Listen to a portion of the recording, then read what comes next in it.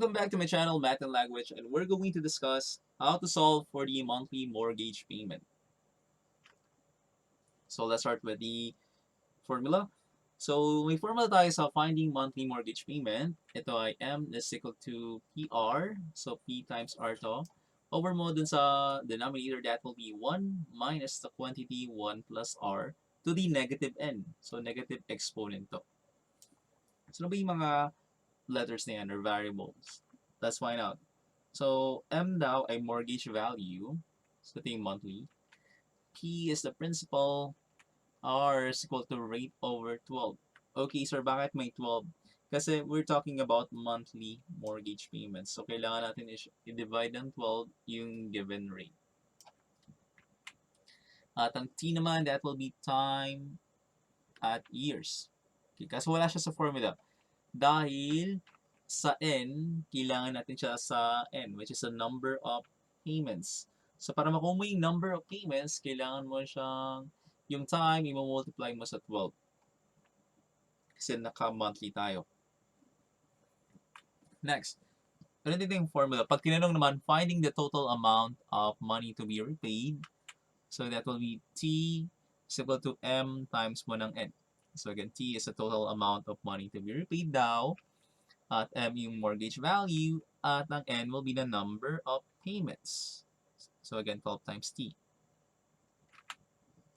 And pwede rin tanong, what is the total amount of interest to be repaid? So ang formula natin dyan ay I is equal to T minus P. Where yung I is yung total amount of interest to be repaid. Ang T will be the total amount of money to be repaid. At yung P, that will be the principal. So, itong total amount of money to be repaid, minus mo lang siya sa principal, and you will get the interest to be repaid. So, let's have the first example. A mortgage daw of $250,000 is needed to buy a house. The mortgage will be repaid with equal monthly payments over 15 years at 12% compounded monthly. Ang tanong, tatlong tanong dito, what is the monthly mortgage payment? Letter B, calculate the total amount of money that she will have to repay. Letter C, calculate the total interest that she will pay for this loan. So, lagyan mo yung mga given muna. So, P is equal to $250,000. So, yung principal. Ang R natin, that will be 12%. At kailangan natin siyang i-divide ng 12 kasi monthly tayo. T, that will be 15 years. At ang M, syempre ito yung hinahanap natin, yung monthly mortgage. So, change na natin yung 12% sa 0.12. Ngayon, i-divide na natin siya. 0.12 divided by 12, that will be 0.01. Next, dahil okay na tayo, napalitan na natin, naka-years naman yung time, lagyan mo yung formula.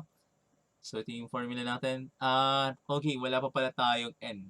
So, ang N natin ay, formula daw ng N ay 12 times T. So, para makuha yan, multiply lang natin ang 12 sa 15 kasi 15 years.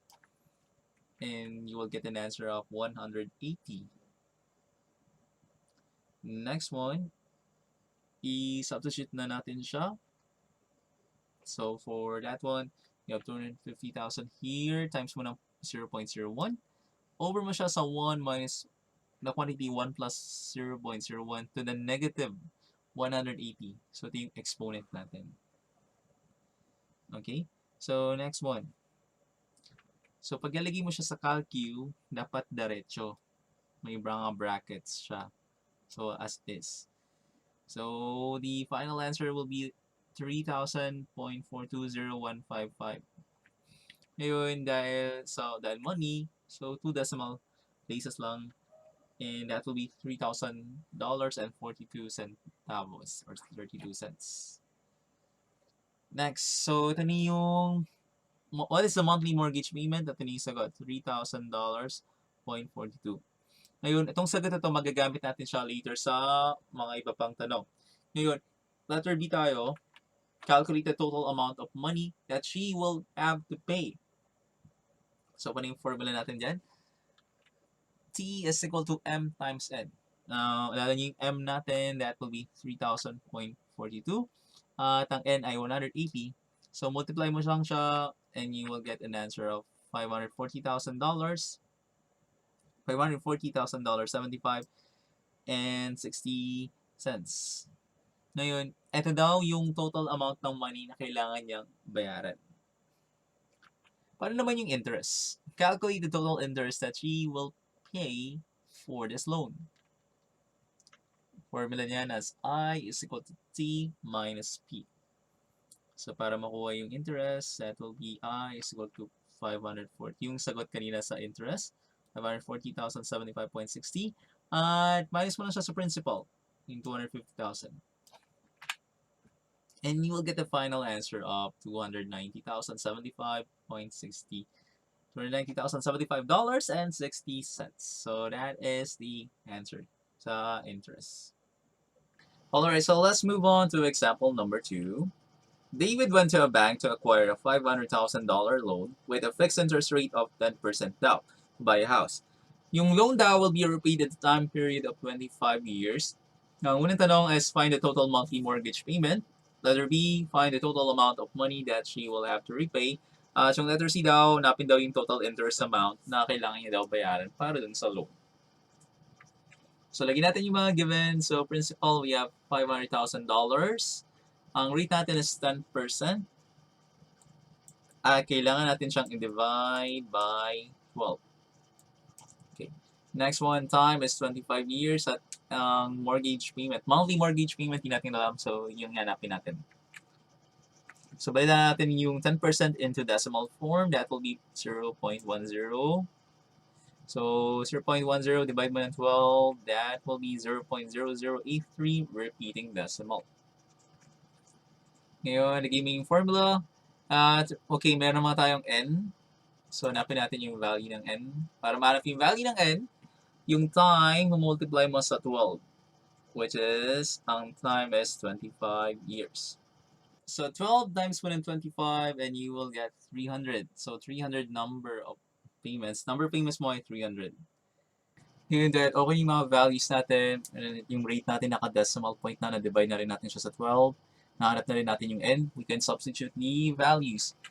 So, you have 500,000, multiply mo sa 0.0083, repeating decimal, over mo sa 1 minus the quantity 1 plus 0.0083. Tapos, fraction bar kasi repeating decimal siya. Tapos, may negative exponent tayo na to the negative 300 para dito sa may bracket na to.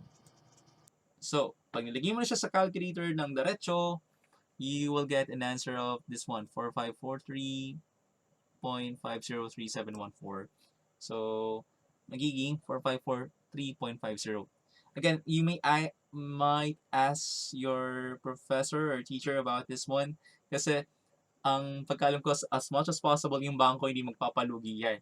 Kahit na 3 ang sagot dito, kahit alam naman na round down tayo, mostly mga bangko nila-round up yan. So, pwede maging sagot ay 1. Although maliit lang siya, kaso every cents count at hindi magpapalugi ang bangko.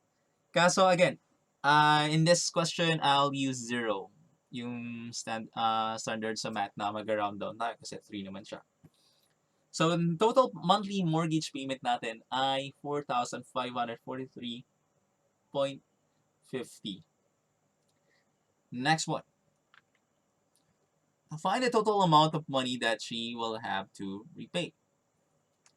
So, formula natin, that will be T is equal to M times N. Ang M natin kanina ay 4,543.50.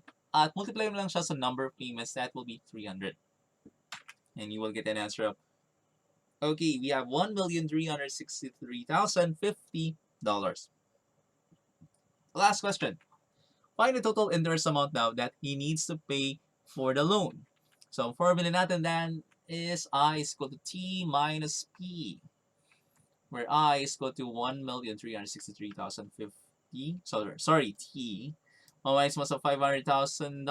So, ang gawin mo lang dyan, itong 113 minus mo ng 5, that will be 8. So, that will be $863,050. And yun yung sagot sa pag tinanong ka ng total interest amount that he needs to pay for the loan. So again, that will be I is equal to T minus P. Yung total amount na money na kailangan niyang bayaran, mamayos mo na sa principal ng $500,000 at ito yung sagot.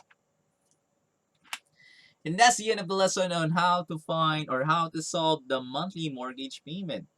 If you would like to comment or suggest another math and language video o kung may assignment kayo o at need ng help sa module, as long as connected naman siya dun sa lesson, please comment down below. I'll do my best para masagutan siya. Again, this is James, your math and language instructor. Please like and subscribe and also click the bell notification para updated kayo sa bagong videos ng math and language. Thank you and goodbye!